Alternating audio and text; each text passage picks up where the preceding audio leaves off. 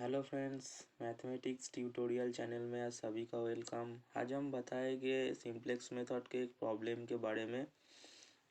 Video अच्छा लगा तो ज़रूर एक लाइक कर देना और नहीं लगा तो ज़रूर कमेंट सेक्शन में बताना।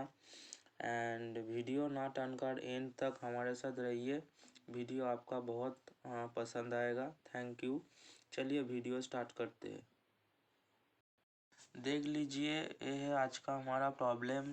Maximise Z equals to 3x1 plus x2 plus 3x3 subject to 2x1 plus x2 plus x3 less than equal to 2। Then x1 plus 2x2 plus 3x3 less than equal to 5। Third हमारा constant है 2x1 plus 2x2 plus x3 less than equal to 6। देख लो अच्छे से, x1 x2 x3 greater than equal to 0। ये है हमारा आज का प्रॉब्लम। चलिए इस प्रॉब्लम को हम सॉल्व करके आपको दिखाते हैं। वीडियो ना टर्न कर एंड तक देखने का रिक्वेस्ट है। चलिए फर्स्ट हम लिख लेते हैं बाय इंट्रोड्यूसिंग जे तो लेस देन इक्वल टू है ना, उसलिए हम स्लैक वेरिएबल यूज़ करके इंट्रोड्यूस कराएंगे। ग्रेटर देन जो भी ये साइन ग्रेटर देन होगा ना, देन हम सरप्लस वेरिएबल यूज़ करेंगे। अब हम लेस देन इक्वल है, उसलिए हम स्लैक वेरिएबल से इंट्रोड्यूस कराएंगे।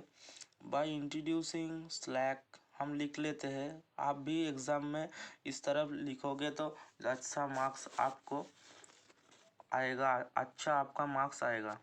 बाय इंट्रोड्यूसिंग स्लैक वेरिएबल्स, देखो फर्स्ट के लिए, फर्स्ट कांस्टेंट के लिए हम s1 लेंगे, सेकेंड के लिए s2 लेंगे, थर्ड के लिए s3। जो भी ये सिंबल सेम है उसलिए हम s1 s2 s3 लेंगे।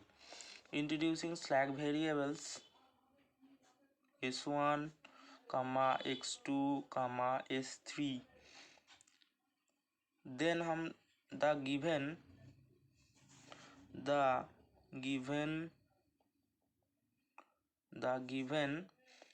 problem of the standard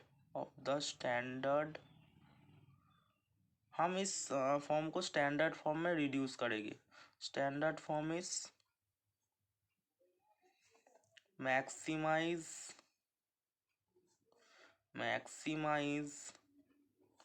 z equal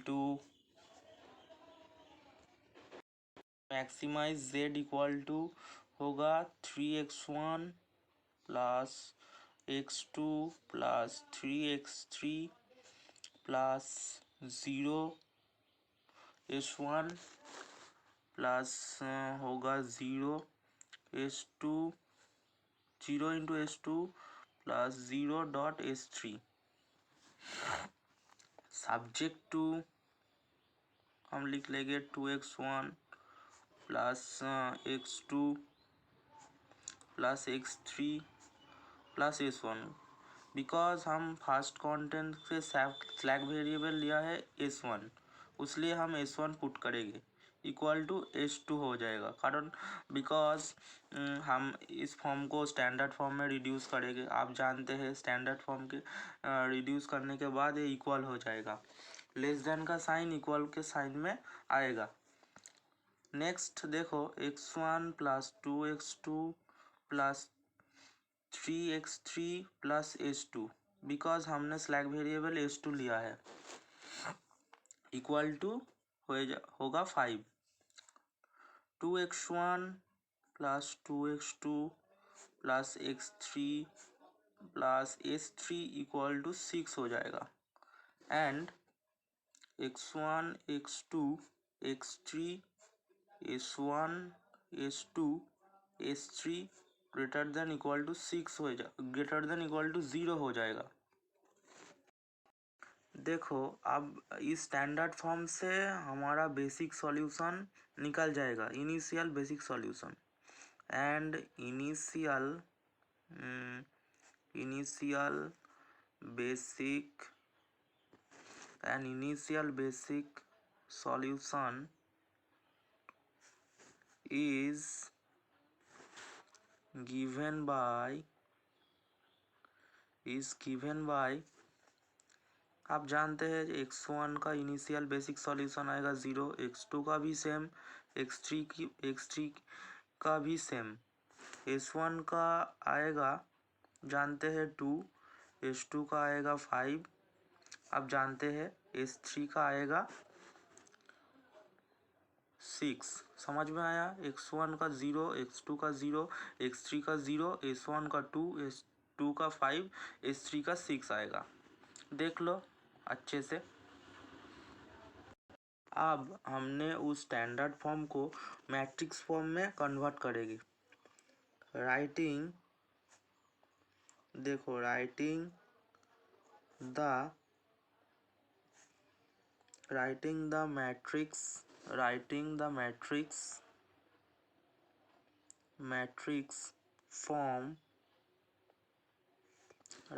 matrix form is given by, हम जाते हैं मैट्रिक्स फॉर्म में कन्वर्ट करेंगे x1, x2, x3, s1, s2, s3। x1 का कांस्टेंट में स्टैंडर्ड फॉर्म में देख लीजिए 2 1 2 1 2 2 1 3 1 1 0 0 0 1 0 0 0 1। इस मैट्रिक्स फॉर्म को हम उस स्टैंडर्ड फॉर्म से निकाल रहे हैं। आप भी करके देख लीजिए, समझ में आ जाएगा। x1 x2 x3 s1 s2 s3।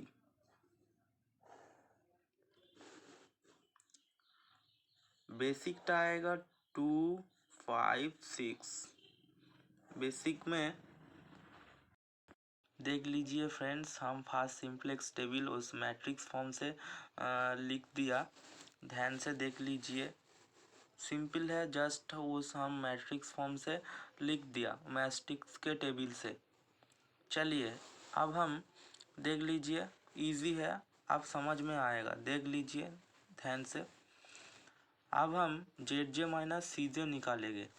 Z minus C J का एक फॉर्मूला है, वो हम बताएंगे। अब हम लिख दीजिए कैलकुलेशन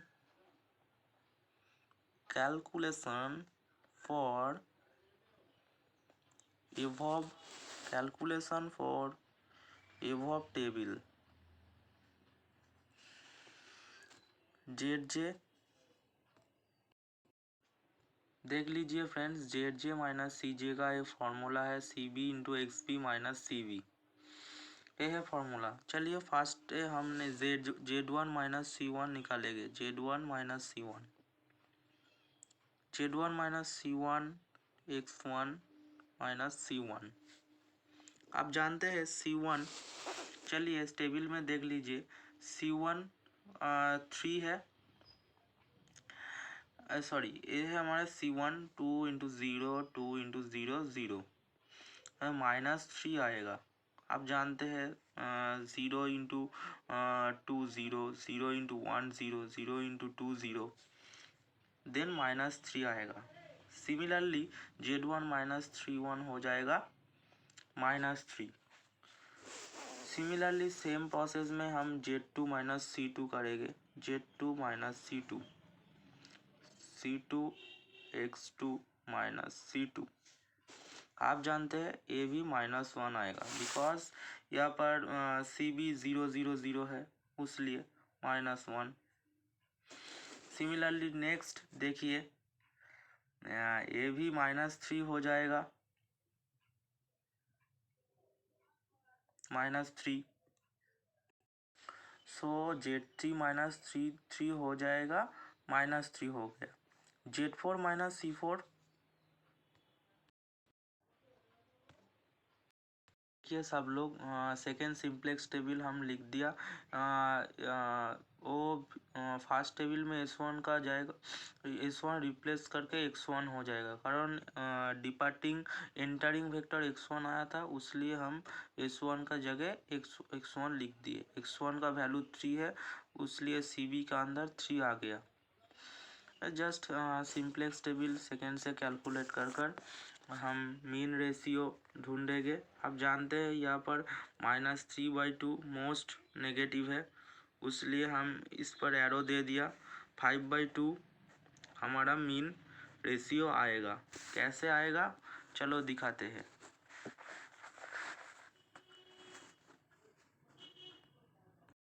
हम कैसे मिनिमम रेशियो हम कैसे निकालेंगे। यहाँ पर जो -3/2 आएगा यह मोस्ट नेगेटिव है, ताले हो जाएगा XP/X3। XP/X3 कितना होगा? फर्स्टली 1/हाफ होगा, हो जाएगा 2। देन 5/2 हो जाएगा 8/5। देन 0 हो जाएगा। यहाँ पर मैं सिंपल से डैश दे रहा, 0 का कुछ नहीं आएगा मिनिमम रेशियो। थाले यहाँ पर मिनिमम रेशियो हो गया 2। यहाँ पर हम एरो देते हैं, 2 आ गया, 2 आ गया। Sorry,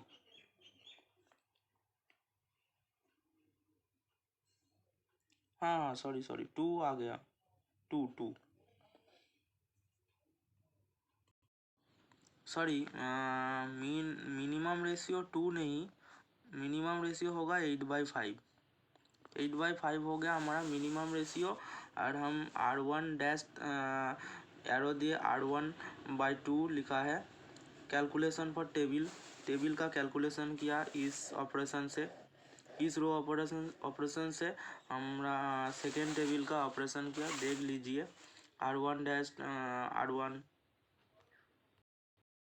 R1/2, R2 dash R2 minus R1, R3 dash R3 minus 2 R1। ये हमारा रो ऑपरेशन हो गया।